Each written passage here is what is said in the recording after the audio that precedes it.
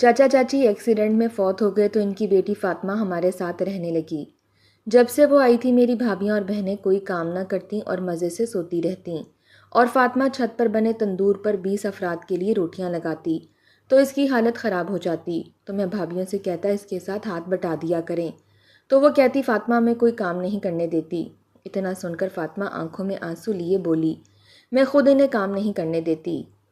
عید کا دن تھا تو سوچا فاطمہ باجی کا ہاتھ بٹا دوں، تو جیسے میں چھت پر گیا تو سامنے کا منظر دیکھ کر میرا کلیجہ پھٹ گیا، کیونکہ ہمارے چاچا چاچی گاؤں میں رہتے تھے۔ اماں سے ملنے شہر بس میں آ رہے تھے کہ ان کی بس الٹ گئی۔ بس کے مسافر اپنی جان سے ہاتھ دھو بیٹھے تھے۔ میرے چاچا چاچی بھی جہاں فانی سے کوچ کر گئے تھے۔ چاچا چاچی کی بس ایک ہی بیٹی تھی، فاطمہ۔ میری والدہ اور والد گاؤں گئے تھے افسوس کرنے کے لیے، لیکن جب واپس آئے تو ان کے ساتھ فاطمہ بھی تھی۔ وہ مجھ سے شاید 1 سال ہی بڑی ہوگی، 19 سال کی تھی اور میں 18 سال کا تھا۔ ہاتھوں میں اپنا چھوٹا سا بیگ پکڑا ہوا تھا اور سسکیوں سے روئے جا رہی تھی۔ بار بار میری والدہ کے گلے لگ کر کہتی تھی کہ اماں مجھے امی ابا کیوں اکیلا چھوڑ گئے۔ میری والدہ اسے تسلی دینے لگی۔ میری بھابھیوں نے ہی اسے کھانا اور پانی زبردستی کھلایا پلایا تھا۔ وہ تو غم سے اس قدر نڈھال تھی کہ کچھ کھا پی بھی نہیں رہی تھی۔ اسے دیکھ کر مجھے دکھ تو بہت ہو رہا تھا، لیکن میں بس چند ہمدردی کے جملے ہی بول پایا تھا۔ میرے 2 بھائی تھے جو شادی شدہ تھے، 2 بہنیں بھی تھیں، ایک کی شادی ہو چکی تھی اور ایک ابھی کنواری تھی۔ اماں اس کے لیے رشتے دیکھ رہی تھیں۔ میں سب سے چھوٹا تھا۔ چند دن تو فاطمہ کو سب تسلی دیتے رہے، لیکن پھر اسے بھابھی کہنے لگیں کہ اس طرح سے تو ہر وقت پریشان رہو گی، تمہیں اپنے آپ کو گھر کے کاموں میں مصروف کر لینا چاہیے۔ وہ کہنے لگی کہ میں گاؤں میں پڑھتی تھی، ہمارے گاؤں میں کالج بھی تھے، لیکن کسی نے بھی اس بات کی طرف توجہ نہیں دی۔ بھابھی کہنے لگیں کہ پڑھ کر تم نے کیا کرنا ہے، گھر کے کام کاج ہی تو کرنے ہیں۔ میری والدہ کہنے لگیں کہ میری دونوں بیٹیاں 10ویں تک ہی پڑھی ہیں، ایک کی تو میں نے شادی کر لی، اب دوسری کا بھی رشتہ دیکھ رہی ہوں۔ ہمارے ہاں زیادہ تعلیم کو فروغ نہیں دیا جاتا تھا، لڑکی کو تو بس گھر کے کام کاج آنے چاہیے۔ فاطمہ چپ سی ہو گئی تھی، لیکن اسے دیکھ کر مجھے یہ محسوس ہوا جیسے اسے تعلیم حاصل کرنے کا بہت شوق تھا۔ بہرحال میں نے اپنی والدہ سے کہا کہ آپ اسے پڑھنے دیں، اگر چاچا چاچی زندہ ہوتے تو ضرور اسے تعلیم دلواتے۔ میری والدہ مجھے ڈانٹنے لگیں کہ تمہیں اس سے زیادہ ہمدردی کرنے کی ضرورت نہیں ہے، ارے لڑکیوں نے پڑھ کر کون سی افسری کرنی ہوتی ہے، 10 پڑھیں 14 پڑھیں یا 16 پڑھیں، گھر کے کام ہی کرنے ہوتے ہیں، تمہیں ابھی ان باتوں کا نہیں پتہ۔ میں اپنی والدہ کی بات سن کر چپ سا ہو گیا۔ آہستہ آہستہ گھر کے سارے کام فاطمہ کرنے لگی۔ میری بھابیاں اس پر روب جمانے لگیں، کہتی فاطمہ آٹا اچھے سے گوندھنا، دوسری والی کہتی ایسا کرو کھانے کے ساتھ ساتھ چاول بھی بنا لینا، میرے بچے چاول شوق سے کھاتے ہیں۔ میری بہن کہنے لگی کہ شام کی چائے کی ذمہ داری بھی فاطمہ کے سر ہی لگا دیں، وہ اچھی چائے بناتی ہے۔ گرمیاں شروع ہو چکی تھیں اور ہمارا تندور چھت پر بنایا گیا تھا اور دونوں وقت کی روٹی کی ذمہ داری فاطمہ پر تھی۔ وہ آٹا گوندھ کر چھت پر چلی جاتی، 2 گھنٹے بعد جب واپس آتی تو بے حال ہو جاتی۔ نیچے آتی تو دسترخوان اسے ہی بچھانا پڑتا تھا، سب لوگ کھانا کھاتے اور اپنے اپنے کمروں میں چلے جاتے۔ وہ سب کے جھوٹے برتن اٹھاتی اور کچن میں رکھ کر برتن دھونے لگتی۔ ابھی برتن دھو کے فارغ ہی ہوتی تھی کہ ابا اسے کہتے تھے فاطمہ پتر دودھ پتی کی چائے بنا دے۔ وہ چائے کا پیالہ ابا کو دیتی۔ رات کے 12 بج جاتے تھے، سب کے بستر چارپائیاں صحن میں بچھاتے بچھاتے، پھر جا کے اس کے سونے کی باری آتی تھی۔ صبح جب میں کالج جانے کے لیے اٹھتا تو وہی مجھے ناشتہ بنا کر دیتی تھی، باقی سب سو رہے ہوتے تھے۔ مجھے کہتی کہ اپنی پرانی کتابیں مجھے دے دینا۔ میں نے کہا تم کیا کرو گی؟ کہنے لگی میں پڑھوں گی۔ میں نے کہا کہ تمہارے پاس وقت ہوتا ہے پڑھنے کا؟ کہنے لگی وقت میں نکال لوں گی، بس تم اپنی پرانی کتابیں مجھے دے دو۔ میں نے اسے اپنی پرانی کتابیں دے دیں، لیکن میری بھابیاں 1 منٹ بھی اسے ٹکنے نہیں دیتی تھیں، یہاں تک کہ اپنے بچوں کے فیڈر تک فاطمہ سے کہتی تھی کہ تم بنا کر لا دو۔ مجھے حیرت یہ ہوتی تھی کہ اماں بھی انہیں روکتی ٹوکتی نہیں تھیں۔ ایک بار میری بہن کو دیکھنے کے لیے چند لوگ آئے تھے، لیکن جب انہوں نے فاطمہ کو دیکھا تو میری بہن کی بجائے فاطمہ کا رشتہ مانگنے لگے۔ یہ دیکھ کر میری والدہ کو بہت برا لگا تھا اور میری بہن بالکل غصے سے ماتھے پر بل ڈالے فاطمہ کو برا بھلا کہنے لگی۔ میری والدہ سے کہنے لگیں کہ یہ جان بوجھ کر ان لوگوں کے سامنے آئی تھی تاکہ اپنے حسن کے جلوے دکھا سکے۔ اماں جب تک یہ اس گھر میں ہے مجھے نہیں لگتا کہ میرا رشتہ ہوگا۔ میں وہیں بیٹھا تھا، اپنے نوٹس تیار کر رہا تھا۔ میں نے کہا رقیہ باجی خدا کا خوف کرو، کیوں اس بیچاری لڑکی پر الزام لگا رہی ہو؟ میرے سامنے تم نے خود ہی اسے کہا تھا کہ چائے لے کر اندر آ جانا، اور اب اگر وہ فاطمہ کو پسند کر کے چلے گئے ہیں تو تم اس پر الزام لگا رہی ہو۔ میرا یہ کہنا تھا کہ رقیہ مجھ پر غصہ کرنے لگی، کہنے لگی تم چپ رہو، تمہیں کیا پتا کہ یہ کتنی میسنی ہے۔ یہ اچھی طرح سے منہ دھو کر آنکھوں میں موٹا موٹا کاجل لگا کر ان لوگوں کے سامنے آئی تھی۔ میں نے کہا آپا، گھر میں جب کوئی مہمان آتا ہے تو سبھی تیار ہوتے ہیں، بھابھیوں نے بھی تو میک اپ کر کے رکھا تھا۔ وہ کہنے لگی تم کیوں عورتوں کے معاملے میں بول رہے ہو؟ تمہیں جب اس لڑکی کا پتہ ہی نہیں ہے تو؟ میری والدہ کہنے لگی تم چپ نہیں رہ سکتے؟ خیر، جب تک رقیہ کی شادی نہ ہو جائے میں بھی اس فاطمہ کی بچی کی شادی تھوڑی کروں گی۔ میرے بڑے بھائی کہنے لگے کیا ضرورت پڑی ہے اس کی شادی کرنے کی؟ ارے 4-5 سال ایسے ہی رہنے دیں، پہلے گھر کے کام کاج تو اچھے سے سیکھ لے۔ انہی دنوں میری بڑی بہن حاملہ ہو گئی تو اس کے سسرال والوں نے بھی اسے میکے بھیج دیا۔ میری بہن تو بستر سے نیچے پاؤں بھی نہیں رکھتی تھی، پانی تک فاطمہ اسے اپنے بیڈ پر ہی منگواتی تھی، کہتی تھی ڈاکٹر نے کہا ہے کہ آرام کرو، اور میں یہاں آرام کرنے کے لیے آئی ہوں۔ پورا دن فاطمہ گن چکر بنی رہتی تھی، کبھی کوئی آواز لگاتا تو کبھی کوئی آواز دیتا، کبھی اماں کہتی میرے پیروں کی مالش کر دو، کبھی بڑی بہن کہتی کہ میرا سر دبا دو، بہت درد ہو رہا ہے، کبھی بھابیاں کہتی فاطمہ کی بچی تمہارے بھائی آنے والے ہیں، ابھی تک تم نے تندور میں روٹیاں نہیں لگائیں، بڑی سست ہو تم، ہر وقت فاطمہ کو باتیں سناتے رہتے اور کام بھی کرواتے رہتے۔ ایک بار میں سو رہا تھا کہ رات کے پہر مجھے سسکیوں کی آوازیں آنے لگیں۔ میں اٹھ کر بیٹھ گیا، میں نے دیکھا تو فاطمہ کی چارپائی خالی تھی۔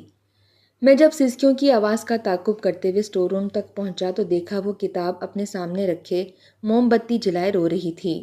میں نے کہا تم اس وقت یہاں کیا کر رہی ہو؟ سونا نہیں ہے کیا؟ تو کہنے لگی کہ پورے جسم میں بہت درد ہے، صحن میں سویا نہیں جا رہا تھا۔ میں نے کہا تو کتاب کیوں لے کر بیٹھی ہو؟ وہ کہنے لگی پورا دن وقت ہی نہیں ملتا، اس لیے سوچا تھوڑا پڑھ لوں، لیکن سر میں درد ہے اور جسم میں بھی۔ مجھے لگ رہا تھا جیسے اس کا چہرہ بہت اترا ہوا ہے۔ میں نے جب اس کی پیشانی پر ہاتھ رکھا تو وہ تو تیز بخار میں تپ رہی تھی۔ میں نے کہا تمہیں تو بہت تیز بخار ہو رہا ہے۔ کہنے لگی شاید یہی وجہ ہے کہ میرے جسم میں بہت درد ہے، سردی بھی لگ رہی ہے۔ میں نے فریج کھولا اور وہاں سے دودھ کا ایک گلاس نکالا اور اسے گرم کر کے فاطمہ کو دے دیا۔ یہ دیکھ کر وہ مجھے کچھ دیر کے لیے غور سے دیکھنے لگی، کہنے لگی کہ تائی اماں صبح ڈانٹیں گی کہ دودھ کس نے پیا ہے۔ میں نے کہا کہ میں کہہ دوں گا کہ میں نے دیا تھا، اس وقت تمہیں اس کی ضرورت ہے۔ میں نے اسے دودھ پینے کے لیے کہا اور ساتھ میں ایک بخار کی دوا بھی دے دی۔ وہ دوا کھا کر سو گئی۔ صبح سب فاطمہ فاطمہ آوازیں دے رہے تھے، لیکن وہ بخار میں اٹھ نہیں پا رہی تھی۔ میں اپنے کالج چلا گیا، جب واپس آیا تو اسے برتن دھوتے ہوئے دیکھا تو مجھے بہت دکھ ہوا۔ وہ بار بار برتن دھوتے ہوئے آستینوں سے اپنے آنسو پونچھ رہی تھی۔ میں نے کہا تم یہاں کیا کر رہی ہو؟ تمہیں تو بہت تیز بخار تھا۔ کہنے لگی تو کیا فرق پڑتا ہے، کام تو کرنا ہے نا۔ میں نے کہا کیوں نہیں فرق پڑتا؟ کوئی بھی ہمارے گھر بیمار ہو وہ کام نہیں کرتا، تم کیوں کر رہی ہو؟ چلو اٹھو یہاں سے۔ میں نے اس کے ہاتھوں پر پانی ڈالا جو کہ صابن سے بھرے ہوئے تھے، پھر اس کا ہاتھ پکڑ کر اسے چارپائی پر لٹا دیا۔ جب بھابھی نے دیکھا تو کہنے لگی یہ تم اسے کیوں بستر پر لٹا رہے ہو؟ میں نے کہا بھابھی آپ کو نظر نہیں آتا فاطمہ کو اتنا تیز بخار ہے؟ وہ کہنے لگی تمہیں بڑی ہمدردی ہو رہی ہے اس سے۔ میں نے کہا جب آپ کو نظر نہیں آیا تو مجھے تو ہمدردی کرنی پڑے گی نا، جب آپ کو بخار ہوتا ہے تو آپ بھی اپنے کمرے سے باہر نہیں نکلتی۔ میری بات سن کر کہنے لگی کہ تمہاری بڑی زبان چلتی ہے اس کے معاملے میں، خیر تو ہے؟ میں نے کہا جی ہاں خیر ہے۔ کچھ دیر بعد ہی میری بڑی آپا فاطمہ کو آوازیں دینے لگیں، کہنے لگی فاطمہ کی بچی بہری ہو گئی ہے، میری آواز سنائی نہیں دیتی، مجھے ناشتہ بنا کر دو۔ میں اپنی بڑی آپا کے کمرے میں چلا گیا، وہ بستر پر لیٹی فون پر اپنے شوہر سے باتیں کر رہی تھیں۔ میں نے کہا آپا آپ کو ایسا بھی کون سا مرض لاحق ہو گیا ہے کہ آپ اپنے لیے چائے تک نہیں بنا سکتی؟ وہ کہنے لگی کیا تمہیں نہیں پتا کہ میں امید سے ہوں؟ میں نے کہا امید سے ہونا کوئی بیماری تو نہیں ہے، حاملہ بہت سی عورتیں ہوتی ہیں، بلکہ شادی کے بعد زیادہ تر تو عورتیں پریگننٹ ہی ہوتی ہیں تو گھر کے کام چھوڑ کر بستر سنبھال کر بیٹھ جاتی ہیں۔ میری بات سن کر آپا کہنے لگی تمہاری زیادہ زبان نہیں چلنے لگی، چلو جاؤ اور فاطمہ سے کہو مجھے ناشتہ بنا کر دے۔ میں نے کہا وہ آپ لوگوں کی ملازمہ نہیں ہے، فاطمہ کو بہت تیز بخار ہے، آپ لوگوں کو ذرا بھی احساس ہے اس لڑکی کا؟ میری والدہ بھی وہاں آ گئیں، کہنے لگیں تمہیں کیوں اتنا احساس ہو رہا ہے؟ ارے صبح میں نے اس کو ناشتے کے بعد دوائی دے دی تھی، بخار اتر گیا تھا اس کا، ذرا سے بخار پر بہانے بنا کر لیٹ جاتی ہے اور تم زیادہ ہمدردیاں نہ دکھایا کرو، سمجھے نا؟ میری والدہ الٹا مجھے ڈانٹنے لگیں۔ میری چھوٹی بہن جو مجھ سے بڑی تھی، رقیہ، وہ کہنے لگی اماں اس کو ذرا سنبھال کر رکھیں، فاطمہ بڑی میسنی ہے، کہیں اسے اپنے چکر میں نہ پھنسا کر بیٹھ جائے۔ میں نے کہا آپی کچھ تو سوچ سمجھ کر بات کیا کرو۔ میں گھر میں سب سے چھوٹا تھا، اس لیے میری بات کی کوئی بھی اہمیت نہ تھی۔ بخار میں بھی فاطمہ سے سارے کام کروائے گئے، اب برتن یہاں تک کہ تندور پر روٹیاں بھی اسی سے لگوائی گئیں۔ رات کو جب وہ روٹیاں بنانے کے لیے اوپر گئی تو نکہت سے بے حال تھی، بخار سے آنکھوں میں بار بار پانی آ رہا تھا، شاید رو رہی تھی، یقیناً اپنی قسمت کو کوس رہی ہوگی۔ اگر اس کے ماں باپ زندہ ہوتے تو کبھی بھی اس کی زندگی ایسے نہ رول رہی ہوتی۔ چاچا چاچی تو اس کا بہت خیال رکھتے تھے، اپنے ماں باپ کی اکلوتی بیٹی تھی، اپنے ماں باپ کی محبت کی حقدار بھی تھی۔ مجھے یاد آنے لگا کہ چاچا چاچی فاطمہ کے کتنے نخرے اٹھاتے تھے۔ ایک گہری ٹھنڈی آہ بھر کر میں نے سوچا کہ مجھے ہی چھت پر جا کر اس کی مدد کروانی چاہیے، کسی اور کو تو اس پر ذرا بھی ترس نہیں ہے۔ لیکن جیسے ہی میں اوپر گیا تو سامنے کا منظر دیکھ کر میرے ہوش اڑ کر رہ گئے تھے، کیونکہ وہ تندور کے پاس بے ہوش پڑی تھی۔ یہ دیکھ کر میں بھاگتا ہوا اس کے پاس پہنچا تھا، دیکھا تو تندور میں لگی روٹیاں جل چکی تھیں۔ میں فاطمہ فاطمہ کہہ کر جگانے لگا لیکن وہ اپنے ہوش و حواس میں نہیں تھی۔ میں چھت سے نیچے جھانک کر امی کو پکارنے لگا، اپنی بھابھیوں کو بلانے لگا۔ سبھی چھت پر آ گئے تھے، فاطمہ کو بھی ہوش دے کر پریشان ہو گئے۔ کوئی پانی کے چھینٹے اس کے منہ پر مار رہا تھا تو کوئی کچھ کر رہا تھا، لیکن اسے ہوش نہیں آ رہا تھا۔ پھر بھابھیاں اور میری والدہ اسے بڑی مشکل سے اٹھا کر نیچے لے کر گئیں، اسے چارپائی پر لٹا دیا اور وہ بخار سے کانپ رہی تھی اور اس کی آنکھوں سے آنسو بہہ رہے تھے۔ بار بار کبھی اپنی امی کو بلانے لگتی تو کبھی اپنے ابو کو، کہنے لگتی آپ مجھے کیوں اکیلا چھوڑ کر گئے ہیں، مجھے بھی اپنے ساتھ لے جاتے۔ اس کی یہ حالت دیکھ کر مجھے ترس آ رہا تھا، لیکن میرے گھر والوں کے دل میں ابھی بھی اس کے لیے کوئی رحم نہ تھا۔ اماں نے صبح ہوتے ہی اسے کہا کہ تیار ہو جاؤ، میں تمہیں حکیم کے پاس لے جاتی ہوں۔ اماں اس کو حکیم کے پاس لے گئیں، کچھ دن حکیم کی دوا کھانے سے وہ ٹھیک ہو گئی تھی، لیکن پھر سارے کے سارے کام اس کے سر پر تھے۔ وقت یوں ہی گزرنے لگا، رقیہ کے لیے جو بھی رشتہ آتا وہ فاطمہ کو دیکھتے تو فاطمہ کے لیے رشتہ مانگنے لگتے۔ کافی اچھے گھرانوں سے اس کے رشتے آ چکے تھے، لیکن میری والدہ کی وہی ضد تھی کہ وہ رقیہ سے پہلے فاطمہ کی شادی نہیں کریں گی۔ میری بڑی بہن اپنے گھر جا چکی تھی، انہی دنوں ایک رشتے نے رقیہ کو بھی پسند کر لیا۔ میری ماں بہت خوش تھی اور رقیہ کی شادی کی تیاریوں میں لگ گئی۔ ساری تیاریاں فاطمہ نے کی تھیں، اس کے جوڑے تک اسی نے ٹانکے تھے، کپڑوں میں کڑھائی تک اماں نے اس سے کروائی تھی۔ مجھے اس بیچاری پر بڑا ترس آتا تھا، اب تو اس کی آنکھوں کے نیچے ہلکے پڑنے لگے تھے، چہرے کی رنگت بھی سرخ سفید نہیں رہی تھی بلکہ پیلی پڑنے لگی تھی۔ پتہ نہیں کب تک اس کے ساتھ یہ ظلم ہونا تھا، میں یہ سب کچھ نہ چاہتے ہوئے بھی برداشت کر رہا تھا۔ مجھے پتہ ہی نہیں لگا کہ کب میرے دل میں فاطمہ کے لیے ایک الگ سا مقام بننے لگا، مجھے وہ اچھی لگنے لگی۔ میرے دل میں اس کے لیے ہمدردی کب محبت میں بدل گئی مجھے پتہ نہیں چلا، حالانکہ وہ مجھ سے 1 سال بڑی تھی، لیکن میں اسے محبت کرنے لگا تھا۔ مجھے بس اس بات کا انتظار تھا کہ میں تعلیم مکمل کر کے اپنی نوکری کر لوں تو ابا سے کہوں گا کہ وہ میرا فاطمہ سے نکاح پڑھوا دیں۔ جیسے ہی میری تعلیم کا سلسلہ ختم ہوا، میری نوکری بھی لگ گئی۔ ہمارے گاؤں سے شہر بس 1.5-2 گھنٹے کی مسافت پر ہی تھا، اس لیے میں صبح جلدی اٹھ کر جاتا تھا اور شام کو آفس بند ہونے کے بعد ہی رات تک واپس گھر لوٹ آتا تھا۔ ایک بار جب میں گھر پر آیا تو میری ماں نے مٹھائی میرے منہ میں ڈال دی، کہنے لگی مبارک ہو، فاطمہ کا رشتہ طے ہو گیا ہے۔ یہ سننا تھا کہ مجھے وہ مٹھائی زہر لگنے لگی، ایسا لگنے لگا جیسے کسی نے میرا حلق کڑوا کر دیا ہو۔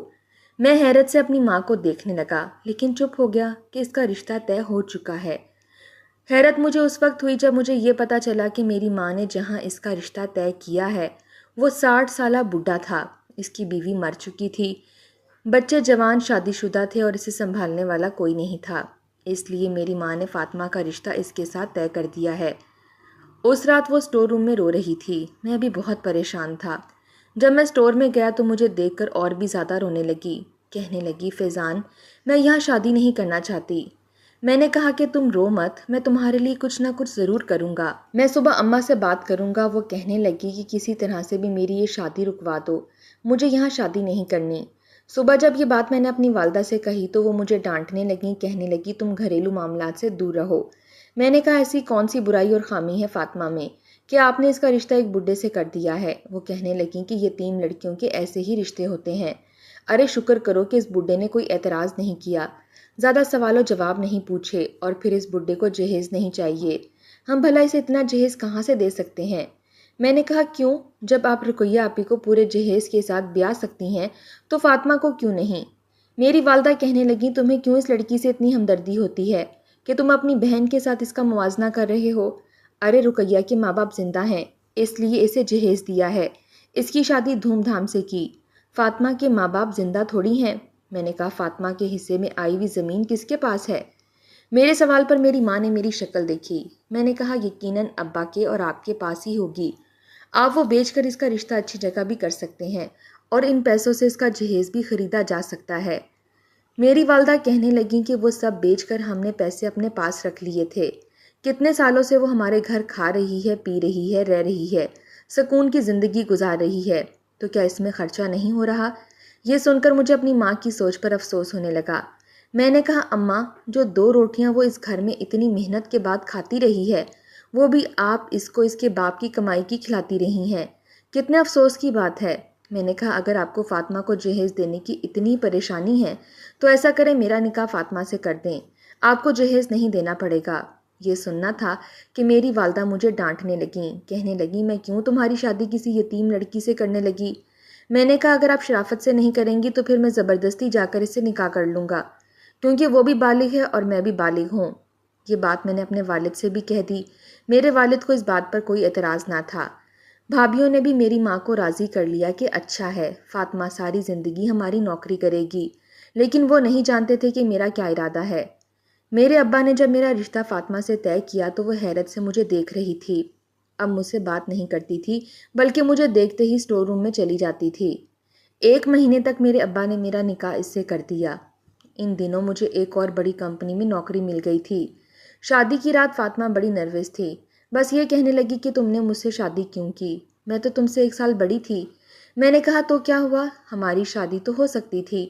وہ کہنے لگی شاید تم نے مجھ سے ہمدردی جتانے کے لیے یہ قدم اٹھایا ہے۔ میں نے کہا کیوں؟